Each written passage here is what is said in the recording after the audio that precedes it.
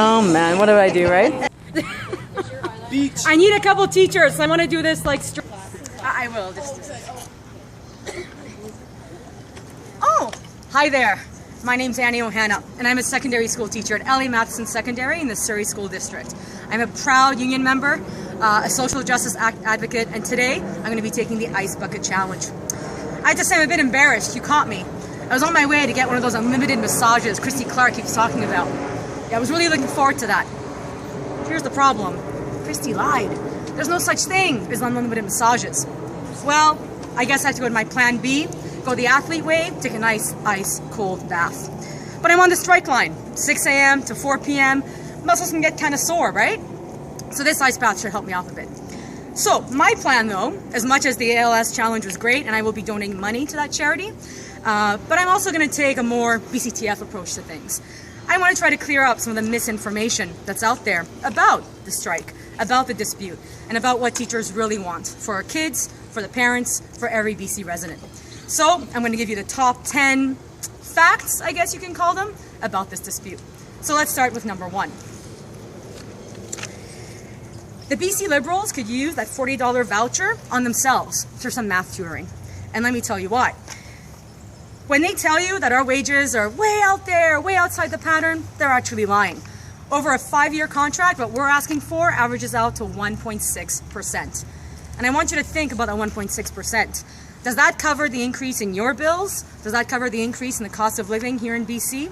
So I hope you give that a thought the next time you hear the outlandish numbers being thrown out there by the media. So let's go with bucket number 1, shall we? All right, bucket number 1. Go for it. Annie, give me the towel. Oh, yes, sorry. Okay. Oh gosh. Number 1. Woo! Okay, awesome, thank you. Number 2. The last time I checked, we live in a democracy, and our representatives that represent us, our MLAs, are either in Victoria or they're in their constituency offices. The fact that some members have chosen to close their offices to people who just very simply want to say we want our schools open is undemocratic and wrong. And that calls for not only recalls, but maybe even an election. It's time that we stood up for our democracy, not just as union members, but as BC citizens and voters. Bucket number 2, please. Right over the head, go for it. Oh. This is good. We have won, not 1, but 2 court cases. Would you sign a contract if the other side told you that that they couldn't uphold those court cases? We live in a country that is democratic and that is an autonomous judicial branch. We should be following the court decisions. When 2 people are, the reason for the arbitration is that we've been in negotiation for over 560 days and nothing has come of it. When 2 people are in a dispute for that long, usually you call a third party. It's called the police. I think it's time we call for a third party to actually get through these issues and not sign an unconstitutional contract. Next bucket, please. Front down. Woo! All right. Number 4. When it comes to arbitration, the doctor's contract that you might have been hearing about the last couple days is nothing like what the BCTF is actually asking for. If an arbitrator were to give us what we want, the contract for the doctors was actually, and the numbers are all over the place, from $300 to $400 million over a 1-year period. And that's what saw the tax increase. Our numbers cost out around $60 million a year. Not a large amount of money when you consider that this government has spent millions upon millions fighting one single organization. Your taxpayer dollars are going for false advertising, websites that are actually against the code of ethics of the BC Liberal Party, and very, I don't know, I guess we can call it bullying behavior towards a whole class of people that are there to teach your kids. So enough is enough. Bucket number 5, or number 4.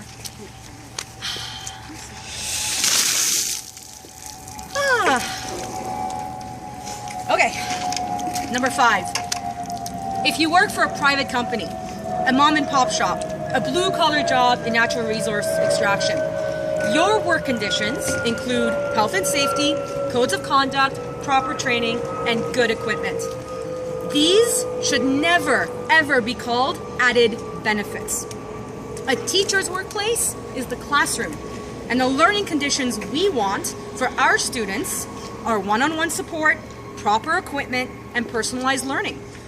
These are in fact our working conditions. They are the exact same as yours. Your child's education is not an extra benefit.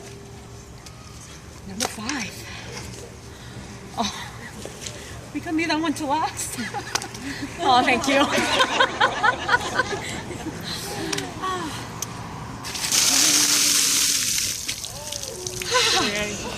That's okay. Oh, so I'm going to call up a parent now by the name of Anna Brand, and I want her to give her side of things for number 6. Hello, my name is Anna Brandt, and I'm a parent of the school. I don't have a grade 12 this year, but if I had a grade 12 kid in this school, I would be really upset. And I'd be knocking at your door, Christy Clark, because kids are wasting precious time that you're not going to make up on them or the teachers. I think it's time to get this done, and kids need to go back in the school. Thank you. Let me just go. Yes.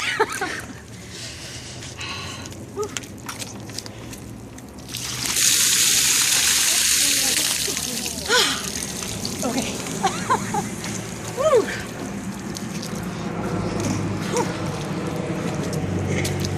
Your child is underfunded $1,000 compared to the national average. Learning outcomes are high because teachers, which actually are surrounding behind the camera, are actually helping to fund the system out of their own pockets. This spending has no special tax credit or tax benefit. Teachers simply want their students to be funded around the national average of $9,000 a year per student. Why are we devaluating children in BC? And why do we think BC children are not worth as much as any other province? Go for it. Oh God.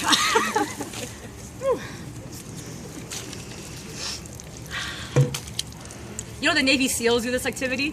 They put people in freezing water, soldiers, and they ask them questions, math, tactical stuff, everything. And it's meant to prove that no matter how cold you get, you should have your reasoning intact. So I think it goes to show that as cold as I am right now, I can still make way about this dispute. Should say something that maybe our negotiator should be able to figure something out as well. The next point, here's what teachers want. We want learning supports for students with special needs. Some students are without support in their classrooms. Teachers want to teach in classrooms that are not overcrowded. Teachers would like to see all schools have librarians and counselors, and that is not the fact right now. Teachers would like for students not to have to wait for 2-3 years for psych ed testing. And I know parents don't want that either. Parents want that as well. How could our government seriously stonewall such simple demands?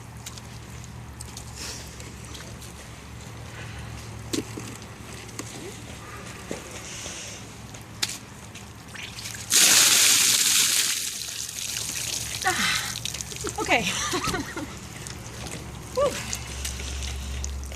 2 more, right? 1 more. Okay. 2 more. 2 more. You're right. Still thinking. This one's really important to me. Education is a right, not a privilege. When young people like Malala Yousafzai get shot in the head for trying to get an education, we rally to the cause. We fight to bring them education. We free the masses by giving them education. We hear this over and over again. Don't BC residents, rich, poor, First Nations, immigrants, everyone, we all have the right to be educated. This is what we are fighting for. It is not a privilege. It should never be a privilege. It is a right.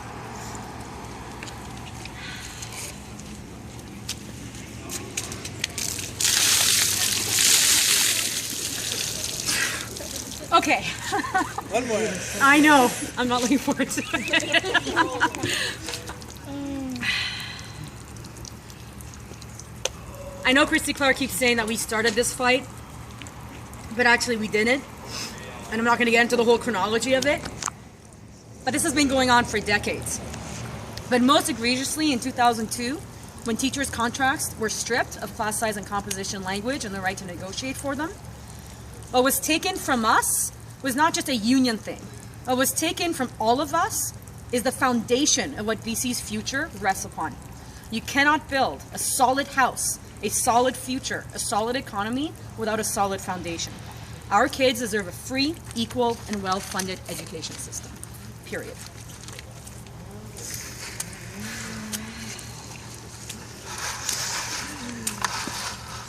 Oh, God. Whew. All right. So, to all the union members, hold the line. We will get there. And think long term. No matter what happens in the coming weeks, believe me, the pain will come for them in a couple years. Hold the line. I got to get back to my picket line, but seriously, I could use a bathroom break right now. Okay, the challenge part, the most important bit. Okay, so my challenge goes out to, and yes, I'm putting my job on the line for this, the administration of L.A. Matheson Secondary. Mr. Cemento, Mr. Boros, Mr. Muir, and Mr. Valera. Superintendent of Surrey, Jordan Tinney, and all our trustees at the Surrey School Board. And let me tell you, be as creative as you want, do whatever you want. It's not about necessarily dumping buckets of ice over your head. Be creative. But here's what my real challenge is. Get on tape. Put it out there. Whether it takes 24 hours, 48 hours, whatever.